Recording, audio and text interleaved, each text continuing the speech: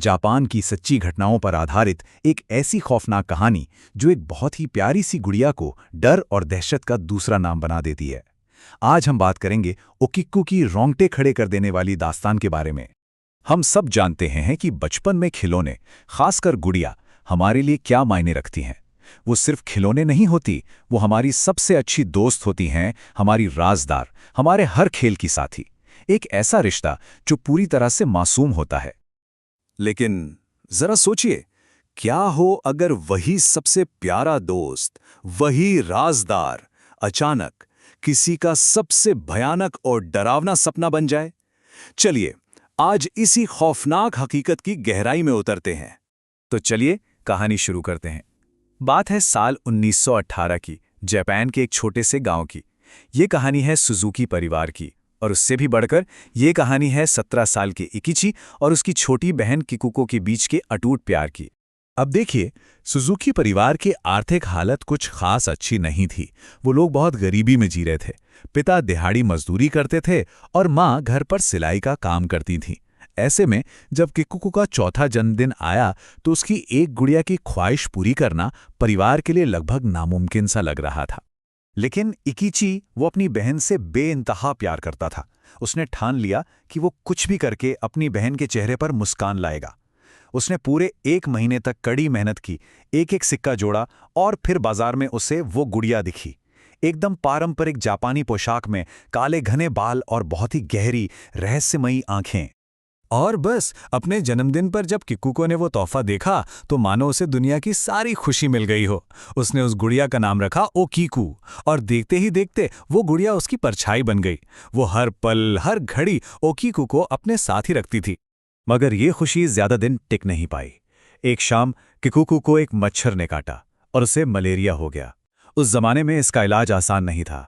बीमारी बहुत तेजी से फैली और कुछ ही दिनों में अपनी प्यारी ओकीकू गुड़िया को सीने से लगाए हुए उस मासूम बच्ची ने दम तोड़ दिया। परिवार चाहता था कि ओकीकू को किकुको के साथ ही दफना दिया जाए, लेकिन किसी वजह से इसकी इजाजत नहीं मिली। तो उन्होंने बेटी की याद में उस गुड़िया को घर में बनी एक छोटी सी वेदी पर रख दिया। और बस यहीं से उस घर में असली खौफ ने दस्तक दी। शुरुआत में तो रात में बस हल्की फुल्की फुसफुसाहटें सुनाई देती थीं, कभी कभी हंसने की आवाजें आती। फिर अजीब चीजें होने लगीं। गुड़िया अपनी जगह से गायब होकर घर के दूसरे कोनों में मिलने लगी। जल्द ही पूरे परिवार को एक जैसे डरावने सपने आने शुरू हो गए। और फिर उन्होंने वो देखा जिसने उनके दिलों में हमेशा के लिए डर बिठा दिया। इन सब में जो सबसे ज्यादा परेशान करने वाली और नामुमकिन लगने वाली बात थी, वो थे उस गुड़िया के बाल।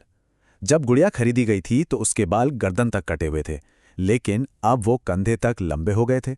उनका रंग भी बदल रहा था और उनमें इंसानों की तरह 2 मुंहे सिरे भी नजर आने लगे थे।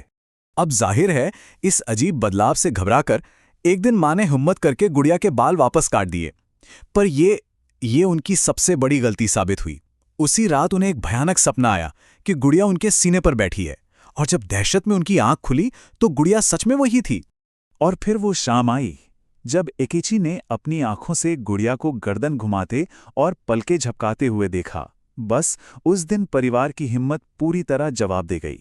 वो समझ गए कि उन्हें इस मुसीबत से हर हाल में छुटकारा पाना ही होगा। उस खौफ को हमेशा के लिए खत्म करने की एक आखिरी कोशिश में परिवार ने उस गुड़िया को घर से दूर एक खेत में ले जाकर जमीन में गाड़ दिया। उन्हें लगा, चलो अब सब खत्म हो गया। लेकिन वो कितने गलत थे। उसी रात दरवाजे पर जोर जोर से कोई पीटने लगा। आवाज ऐसी थी जैसे कोई बच्चा दर्द में बाहर चीख रहा हो। पूरा घर उस आवाज से कांप रहा था। और जब इकिची के पिता ने हिम्मत जुटाकर दरवाजा खोला तो सामने दहलीज पर ओकीकू खड़ी थी। वो खुद चलकर वापस आ गई थी। इससे पहले कि कोई कुछ समझ पाता, गुड़िया के बाल बिजली की तेजी से बढ़े और पिता की गर्दन पर कस गए। उनका गला घोटने लगे।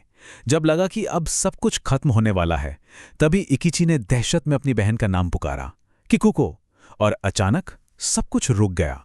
उस हमले के बाद सुजुकी परिवार एक बात तो साफ साफ समझ गया कि वो इस श्राप में बुरी तरह से फंस चुके हैं। उन्होंने जब भी गुड़िया से छुटकारा पाने की कोशिश की, वो और भी ज्यादा भयानक रूप लेकर वापस लौट आई। और ये जो खौफ का सिलसिला था, ये कोई 1-2 दिन या महीने नहीं चला, बल्कि पूरे 20 साल तक चला। हर साल किकुको के जन्मदिन के आसपास घर में डरावनी घटनाएं और भी ज्यादा बढ़ जाती थीं।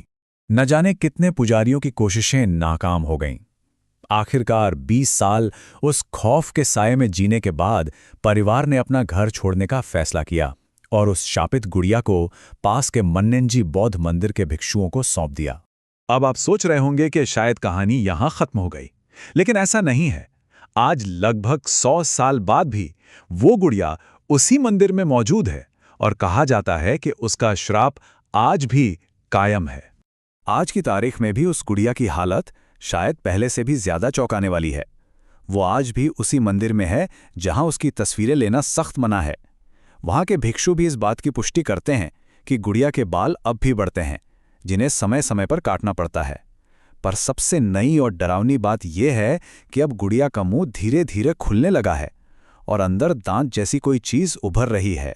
और हाँ, जो लोग आज भी हिम्मत करके उस गुड़िया को देखने जाते हैं ना, उन्हें एक चेतावनी जरूर दी जाती है कि उसे ज्यादा देर तक न घुरें, वरना वो गुड़िया उनके सपनों पर भी कब्जा कर सकती है।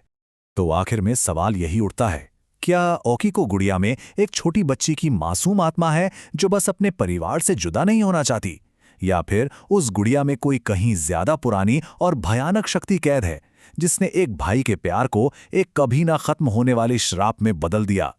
इसका जवाब शायद हमेशा के लिए एक राज ही रहेगा।